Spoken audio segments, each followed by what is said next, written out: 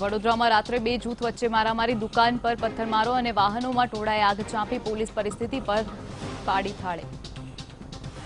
તો રામ મંદિર વિવાદ મુદ્દે આજે સુપ્રીમ કોર્ટમાં સુનાવણી. શિયા વકફ બોર્ડના સોગંદનામા બાદ કેસમાં આવી શકે છે નવો વળાંક. હું કરાચીમાં છું, એક ખાનગી ચેનલને આપેલા ઇન્ટરવ્યુમાં દાઉદ ઇબ્રાહિમનો સનસનીખેજ ખુલાસો.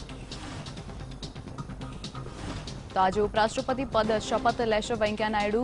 રાજઘાટ પર બાપુને શ્રદ્ધાંજલિ અર્પણ કરી લેશે શપથ.